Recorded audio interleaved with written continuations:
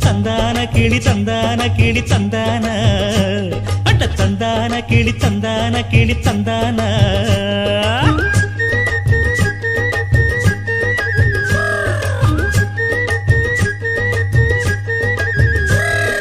நீ என்ன தென்மதுரை அரசாணியா